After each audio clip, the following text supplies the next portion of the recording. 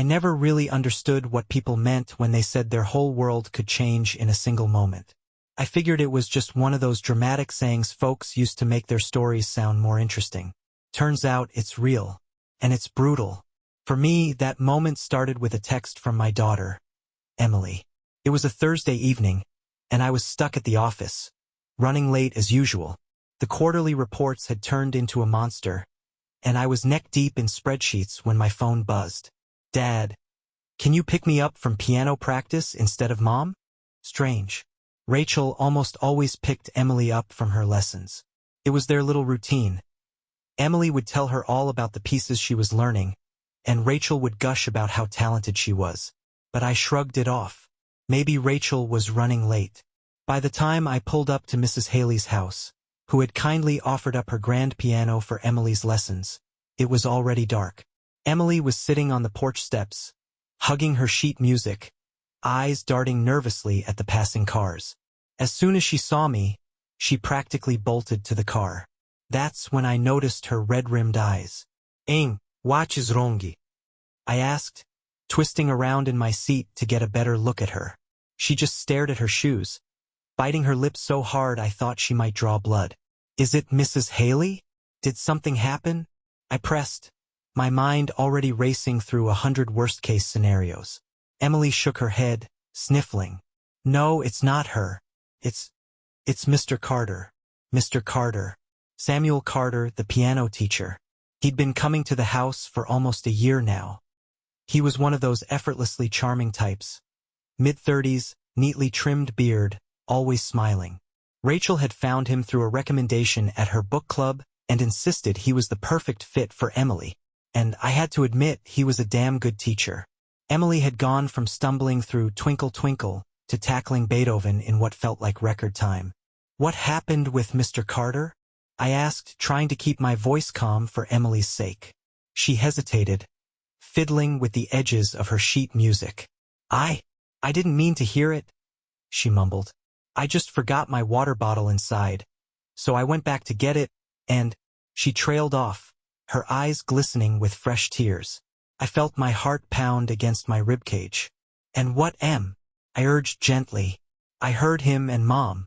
They were talking in the kitchen." Her voice wavered, and she looked out the window, avoiding my eyes.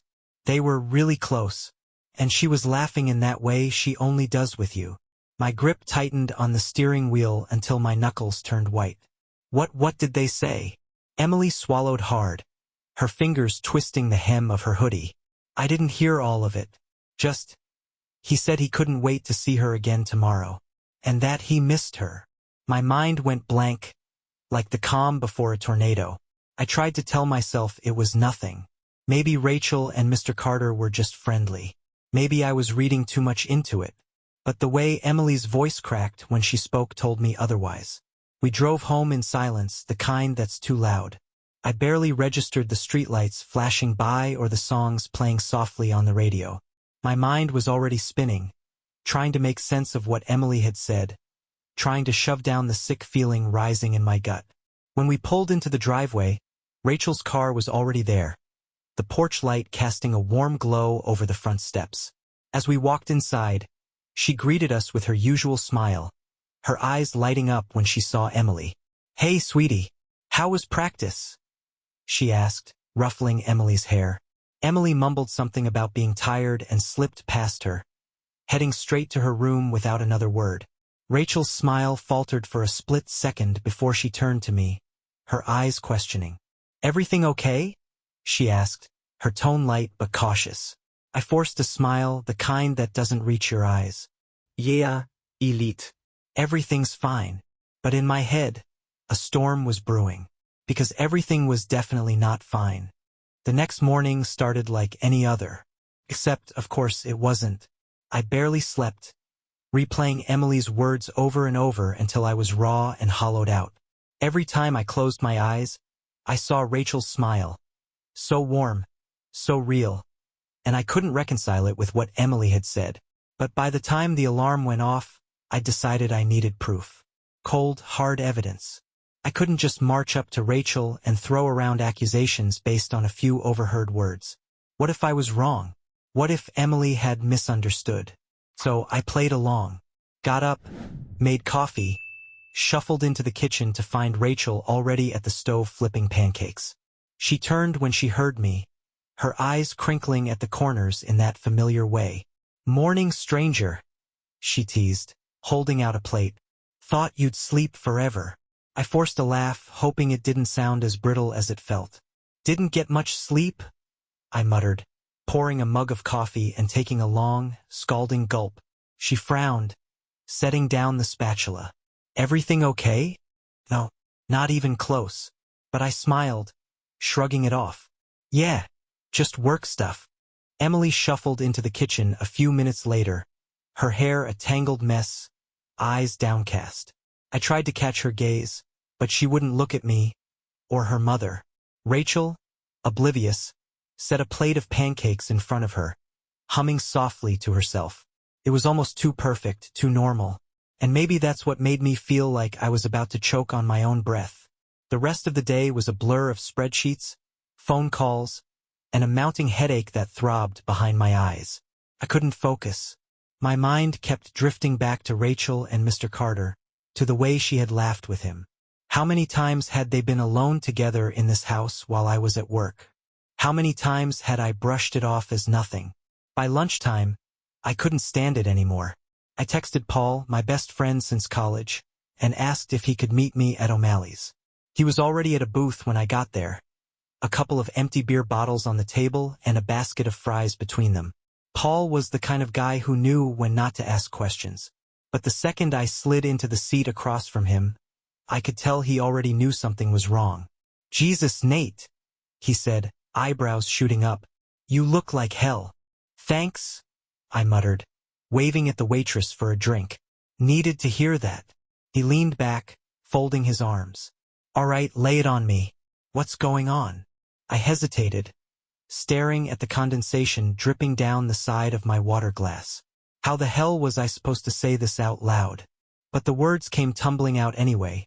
Emily's confession, the late-night practices, the way Rachel had smiled at breakfast like nothing was wrong. By the time I was done, Paul was leaning forward, a deep crease between his brows. "Shit," he breathed. "You sure? I mean, it could have just been a misunderstanding." "I want to believe that," I admitted. "But you didn't see Emily's face. She was terrified." Paul exhaled slowly, running a hand through his hair. "All right, first things first, you need proof. Real proof." I clenched my jaw. "Yeah, I know. Then you need to talk to her. Figure out what's really going on. But don't go in swinging without something concrete." He leaned back, cracking his knuckles. "Might be time to call in a favor." I blinked. "A favor." "Guy I know. Private investigator. Did some work for my cousin last year when her husband was screwing around with the secretary." He shrugged. "Not saying it's the same, but if you need to know for sure." I hesitated, the thought of hiring a PI making my skin crawl. Felt dirty, paranoid. But then I thought of Emily's trembling hands, the way she couldn't even look at her mother this morning. "Give me his number," I said finally. Paul scribbled it down on a napkin, sliding it across the table. I stared at the ink smudged on the paper, the name and number that felt like a loaded gun in my hands. That night, after Rachel went to bed, I crept downstairs and called the number. It rang twice before a gravelly voice answered. "McCall Investigations," the man grunted. "Who's this?" I cleared my throat, glancing at the hallway to make sure Rachel hadn't stirred. Nate, Paul gave me your number. Said you might be able to help me with something." Pause then, right? "What kind of something we talking about?" I hesitated, rubbing a hand over my jaw. "I think my wife might be cheating on me." He didn't sound surprised. "Can you meet tomorrow morning? Office on Maple, near the bakery." "Yeah." I breathed, the word catching in my throat. "I'll be there." McCall was exactly what I expected. Rumpled suit, dark eyes, the kind of guy you'd never remember passing on the street. His office was cluttered, old case files stacked on every available surface, the blinds half drawn to block out the sun. He didn't waste time with small talk, just leaned back in his chair, fingers steepled. "So, tell me about your wife," he said, voice flat. "And this piano teacher." I laid it all out.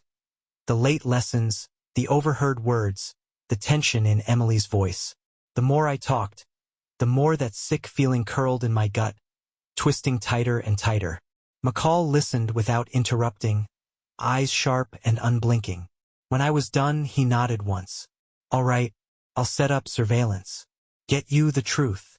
He named his price, and I barely heard it, just slid my card across the desk and signed the paperwork without reading a damn word. He smirked, tucking the papers into a file. "If she's up to something," he said, "I'll find out." I just nodded, throat too tight to speak. By the time I got back to the office, my hands were still shaking. I stared at my phone, Rachel's name glowing on the screen, her smiling face staring back at me. I didn't know if I wanted the truth or if I was terrified of it. All I knew was there was no going back now. The waiting was the worst part. Every time my phone buzzed, my stomach twisted into knots. I was caught in this hellish limbo.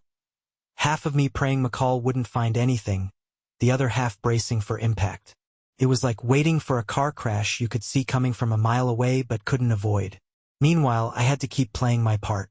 Waking up next to Rachel every morning, forcing a smile, sitting through dinners where she'd talk about Emily's school projects or her latest book club pick while I stared at her hand. The one still wearing the wedding ring I'd put there 10 years ago. Then there was Emily. She'd barely said a word since that night, keeping to her room or buried in her phone.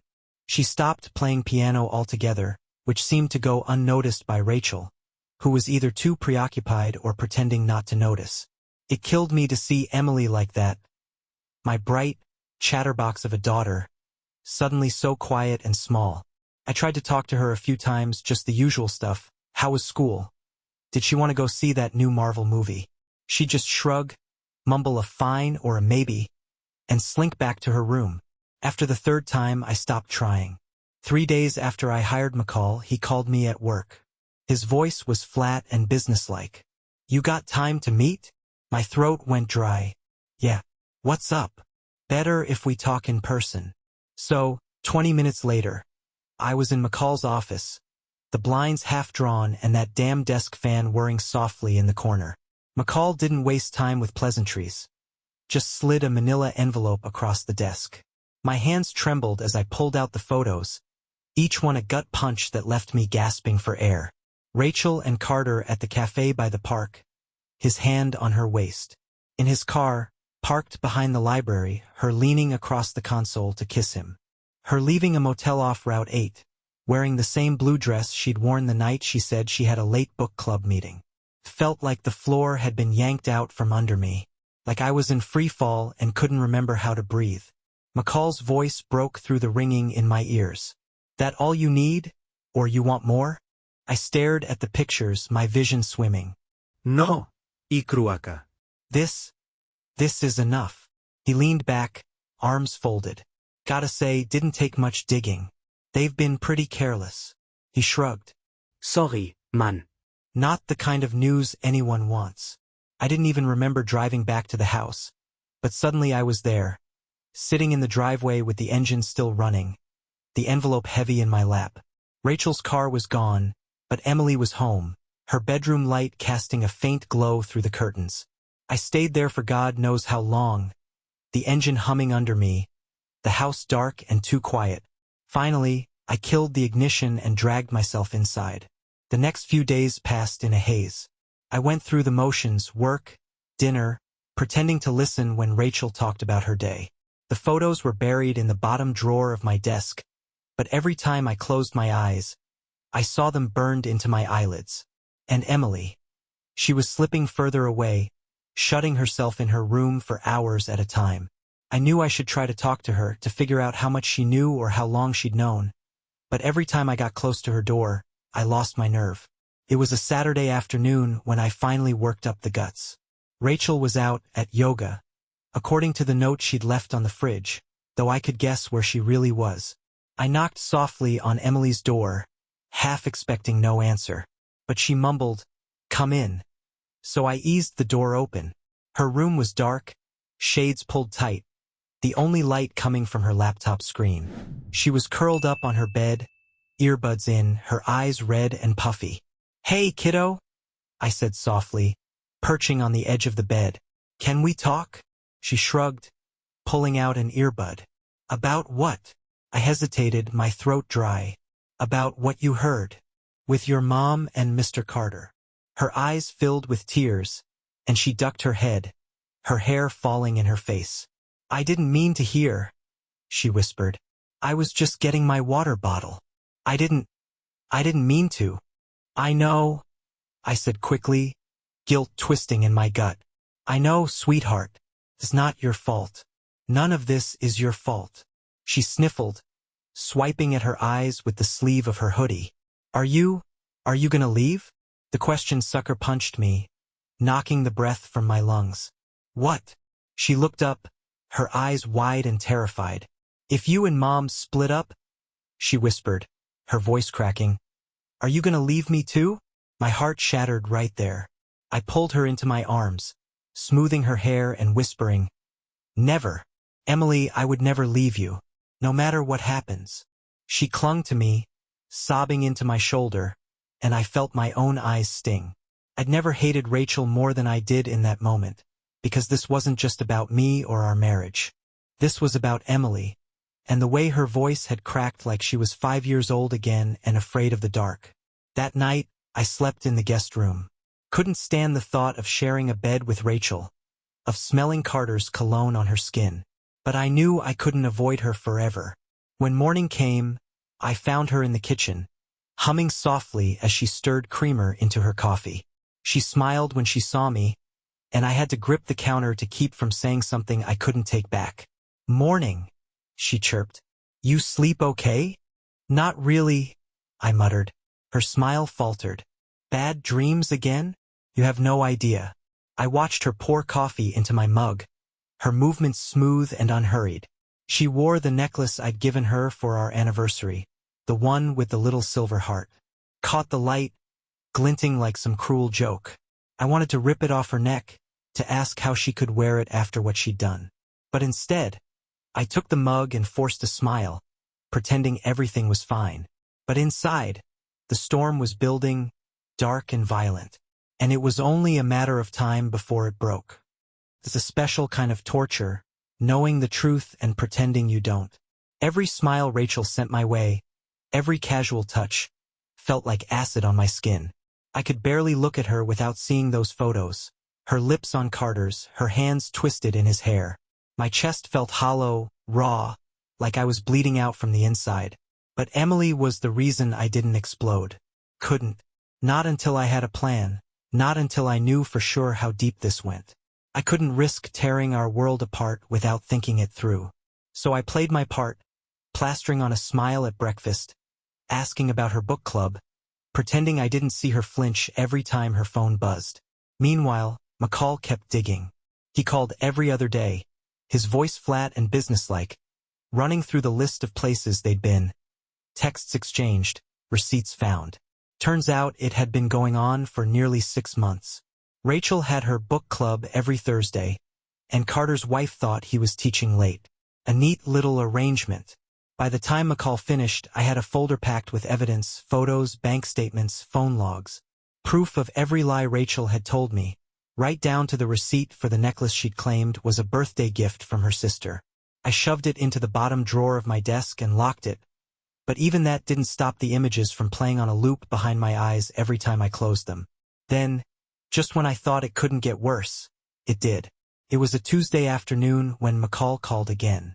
I was at the office, pretending to care about quarterly reports, when my phone buzzed. I glanced at the screen, expecting another update, but McCall's voice was different this time, colder. "You got a minute?" he asked. I glanced at the stack of papers on my desk and sighed. "Sure. What's up?" I looked into Carter, dug a little deeper. He hesitated, and that pause sent a chill down my spine. Turns out, this isn't his first time. I frowned, shifting the phone to my other ear. "First time for what?" "For screwing around with married women," McCall said flatly. "And it gets worse. A few years back, He got fired from a private school 2 towns over. Parents filed complaints, something about inappropriate relationships with students' moms. School buried it to avoid bad press. But it's all there if you know where to look. My mouth went dry. Jesus, I breathed. Yeah, McCall grunted. But that's not the worst part. I gripped the phone tighter. What do you mean? He sighed, and I could almost hear him running a hand over his stubbled jaw. I think Carter's planning to split, he said. He's been making calls to realtors in Chicago, checking out rental properties. And not just for himself, places with 2 or 3 bedrooms. Sounds like he's planning to take someone with him. The room spun, the words crashing into me like waves. You think he's planning to take Rachel? Rachel and maybe Emily, McCall said. One of the agents mentioned Carter asking about local schools. Said he had a family situation he was sorting out. The phone nearly slipped from my hands. For a moment, all I could hear was the blood roaring in my ears. No, I choked out. She wouldn't do that. But even as I said it, I could hear my own doubt. After all the lies, the late nights, the secret phone calls, how could I trust anything she'd ever said? Look, McCall said, his tone almost sympathetic. I know this is a lot, but you needed to know. If she's planning to leave, you gotta be ready. I hung up without saying goodbye, my hands shaking so bad I had to press them to my knees just to steady them. I didn't go home right away. Couldn't. I drove around for hours, the sun dipping below the skyline, the streetlights flickering on one by one, the city blurred past, headlights streaking like comets. I couldn't make sense of anything, of how we'd ended up here, of how the woman I'd loved for 10 years could lie so easily, so convincingly. At some point, I found myself parked outside Emily's school, watching the kids pour out in clusters, laughing, shouting, jostling backpacks. She came out last, head down, earbuds in, her shoulders hunched like she was trying to disappear. My chest ached at the sight. I didn't even realize I'd gotten out of the car until I was halfway across the parking lot, calling her name. Her head snapped up, eyes wide with surprise. She yanked out an earbud, her brow furrowing. Dad? What are you doing here? I forced a smile, shoving my hands into my pockets to hide the shaking. Thought I'd pick you up, I lied. Figured we could grab some ice cream or something. She hesitated, glancing at the buses rumbling in the lot. For a second, I thought she might say no. But then she shrugged, tucking her earbuds into her pocket. Yeah, sure. We ended up at the Dairy Queen a few blocks over, her with a blizzard, me with a coffee I didn't drink. Emily scraped at her ice cream in silence, her eyes fixed on the table. I watched her, my chest so tight it hurt. Hey, I said finally, my voice rough. You know I love you, right? She blinked, startled, and glanced up. Yeah, I know. Good. I breathed, my hands clenching around the coffee cup. Because I need you to know that, no matter what happens. Her brow creased, confusion flickering in her eyes. What do you mean? I opened my mouth to explain, to tell her everything, but the words tangled in my throat. How was I supposed to tell my 12-year-old daughter that her mom was planning to run off with another man, and maybe take her along for the ride? Just promise me something, I said instead, my voice barely a whisper. If Mom ever asks you to go somewhere, like out of town, or to visit a friend, without telling me first, promise you'll call me. Okay? Her frown deepened. Dad, what? Please? I cut in, my eyes stinging. Just promise me, Eminência. She hesitated, her gaze searching mine. Then she nodded, biting her lip. Okay, she mumbled. I promise. The tightness in my chest loosened, just a fraction. I slumped back in the booth, running a hand over my face. I didn't know what was going to happen next, or how I was supposed to keep it together. All I knew was that I had to protect Emily, no matter what it took. Even if it meant tearing our lives apart to do it. I got home that night to find Rachel on the phone, her back turned, one hand braced on the kitchen counter. She was laughing, soft and warm, the sound I used to love, the kind of laugh that felt like home. Now it twisted in my gut, bile rising in my throat. She didn't hear me come in. I stood there in the hallway, hidden in the shadows, watching her shoulders shake with quiet laughter. Her fingers twirled a loose strand of hair, a habit she'd had since college, back when we used to stay up all night talking about everything and nothing. I couldn't hear what she was saying, but I didn't need to. I knew who was on the other end of the line. When she finally hung up, I forced my feet to move, stepping into the kitchen like nothing was wrong. Her head snapped up, eyes widening just a fraction. She slipped her phone into her back pocket with a too bright smile. "Hey," she said, voice light. "Didn't hear you come in." "Yeah," I muttered, tugging at my collar. "Just got back." She crossed the kitchen, leaning in to kiss my cheek, and I nearly flinched. Her perfume was different, something floral and light, not the vanilla she used to wear. I wondered if Carter liked it. "Everything okay?" she asked, tilting her head. "You look tired." I forced a smile that felt like it might crack my face. "Just a long day." She smoothed a hand down my arm, her touch soft and familiar. "Well, dinner's almost ready. I thought we could eat out on the porch. Maybe have some wine." "Yeah," I said hoarsely. "Sounds good." She squeezed my arm and turned back to the stove, humming softly. I stared at her back, at the way her hair curled over her shoulders, the way the kitchen light caught on her wedding ring. My hand tightened around the back of the chair, the wood biting into my palm. That ring should have burned her finger. We ate out on the porch, the crickets loud in the dusk, fireflies blinking in the bushes. Emily barely touched her food, pushing green beans around her plate in listless circles. I tried to catch her eye a few times, but she kept her head down, her shoulders hunched like she was trying to disappear. Rachel chatted away, filling the silence with stories from her day, the yoga class she'd been to, the book club meeting she had on Thursday. I couldn't look at her, couldn't even breathe without feeling like I was going to be sick. Every word out of her mouth was a lie, and I had to sit there and smile like a goddamn fool. She poured me another glass of wine, her fingers brushing mine. I jerked back instinctively, and her brow creased. "Nate?" she asked, her voice soft with concern.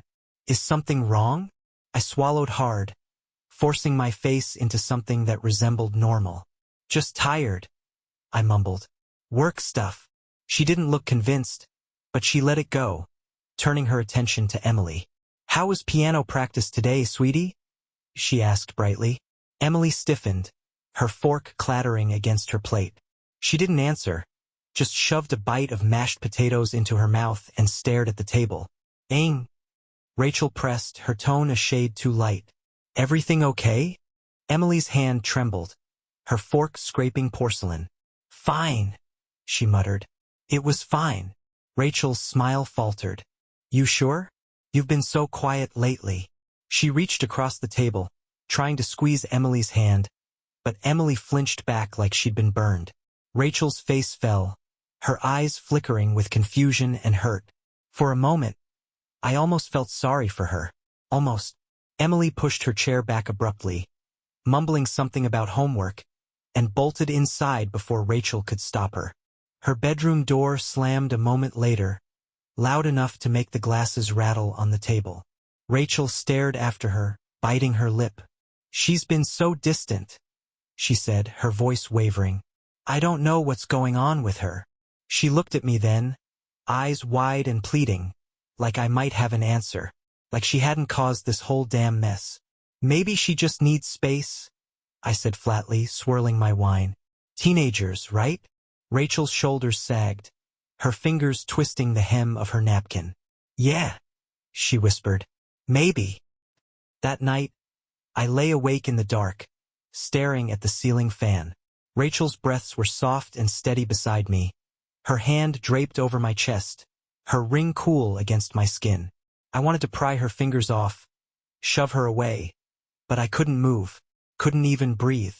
My phone buzzed on the nightstand, shattering the silence. I nearly jumped out of my skin, my pulse thundering in my ears. I fumbled for it, squinting at the screen. Unknown number. I hesitated, thumb hovering over the decline button.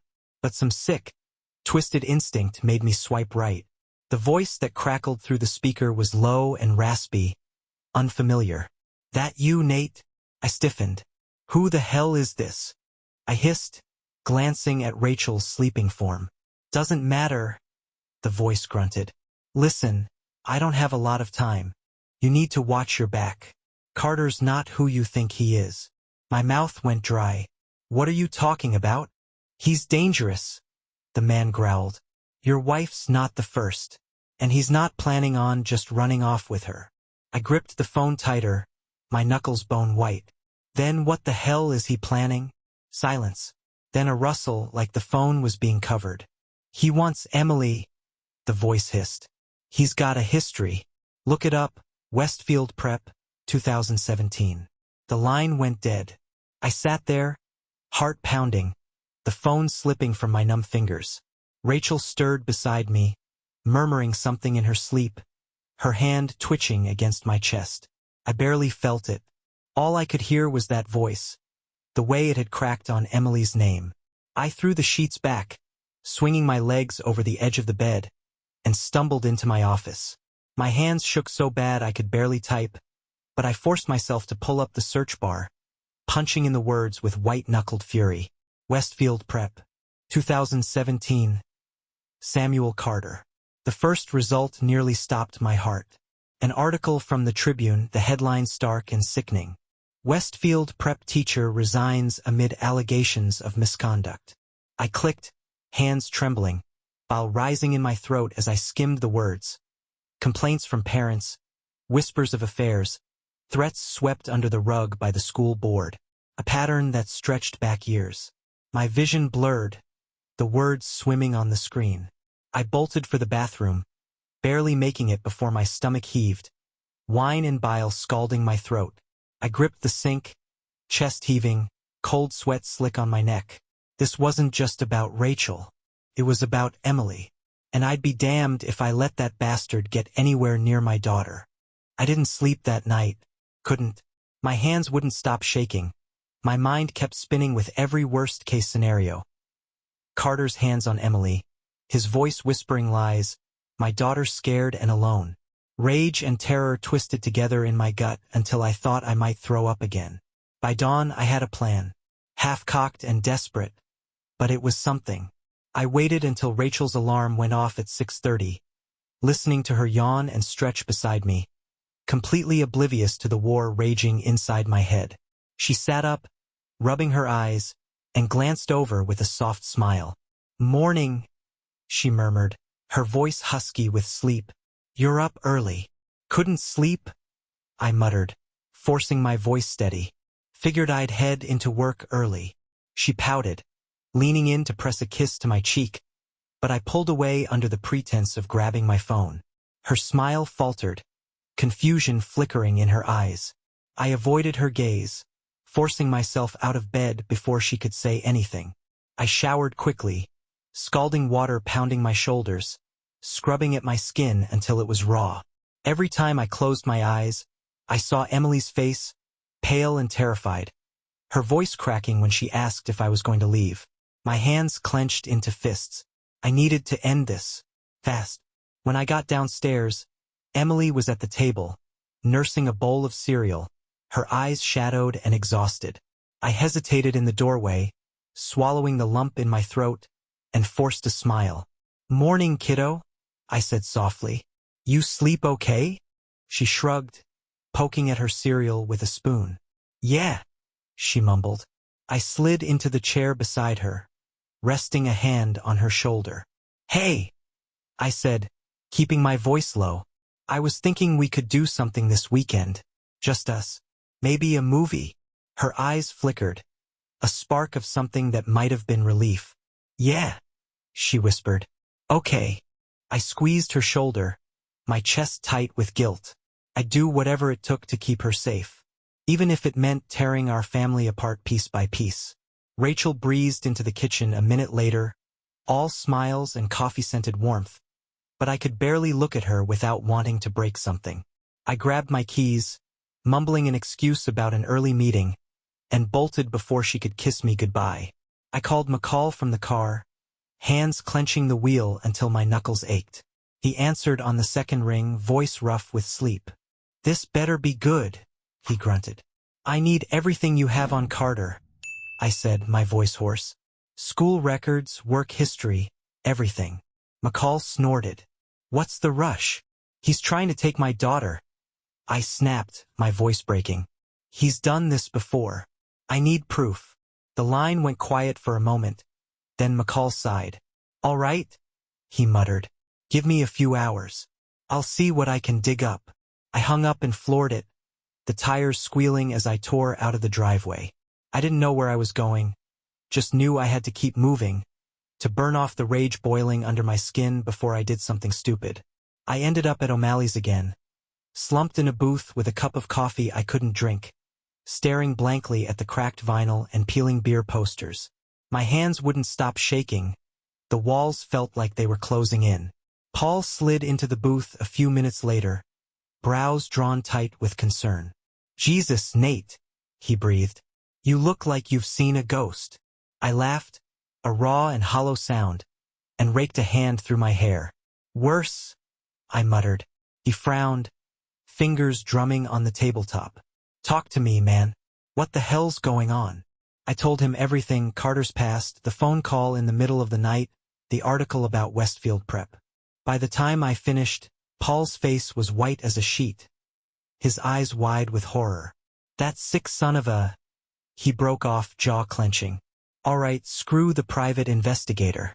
You need to call the cops. I dragged a hand over my face, exhaustion crashing over me in waves.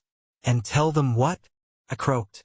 That I got an anonymous phone call and some old article from 5 years ago? They'll need proof. Something solid. Paul cursed under his breath, slamming a fist on the table hard enough to rattle the sugar packets. We'll get it, he growled.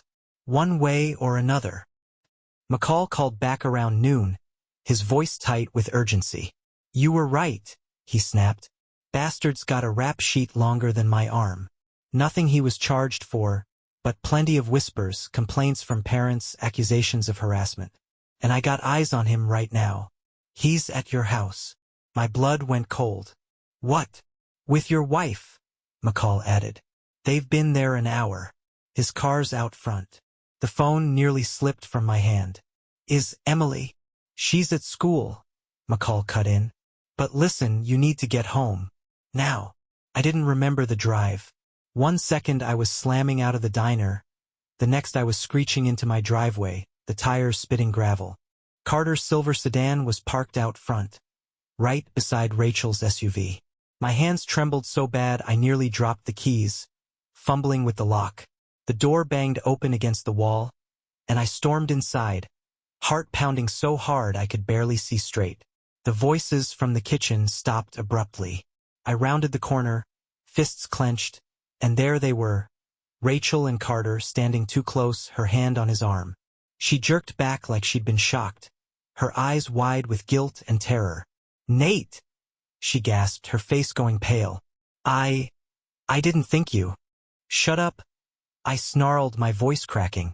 You? I rounded on Carter, my vision red. Get the hell out of my house.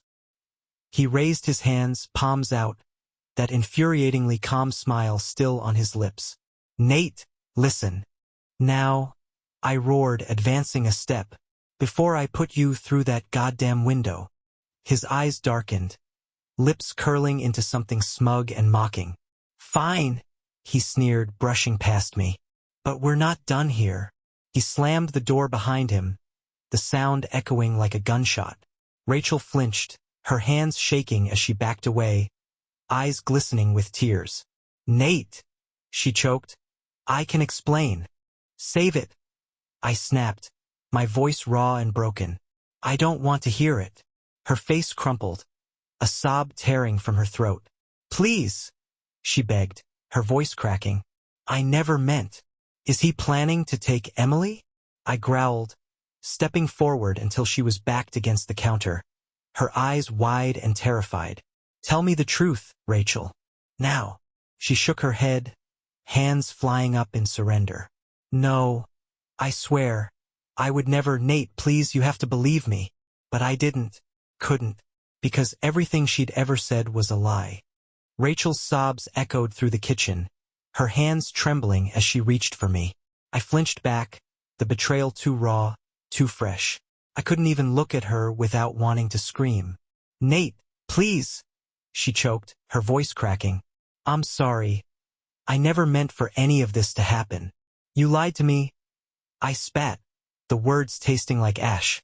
"For months. You let that bastard into our house. Near our daughter. God. Rachel, what the hell were you thinking?" She crumpled, sliding to the floor, her face in her hands. "I didn't know," she sobbed. He said he loved me, that he'd take care of us, that he just wanted to be with me." "Bullshit," I growled, pacing the kitchen, my hands shaking. "He was using you, and you were too blind to see it."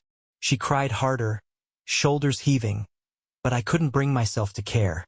Not after everything. All I could think about was Emily. How close I'd come to losing her. How many times Carter had been alone with her while I was at work. My stomach churned, rage and guilt roiling like acid. I dragged a hand over my face, trying to breathe, to think. "We're done," I bit out, voice raw. "Pack a bag and get out. I want you gone by morning." Her head snapped up, eyes wide and bloodshot. "Nate, no, please," she begged, clawing at my leg. "Don't do this. Don't take Emily away from me. Should have thought of that before you screwed her piano teacher," I snapped, yanking free of her grasp. "You made your choice, Rachel." Her face crumpled, another broken sob tearing from her throat. I turned away, biting down hard enough to taste blood. I couldn't look at her, couldn't listen to her cry and pretend I still gave a damn. I stumbled into the hallway, slumping against the wall, chest heaving. My phone buzzed in my pocket, and I nearly ignored it, but something made me glance down. McCall's number flashed on the screen. I swiped to answer, voice barely more than a rasp. "Yeah, it's done," McCall grunted.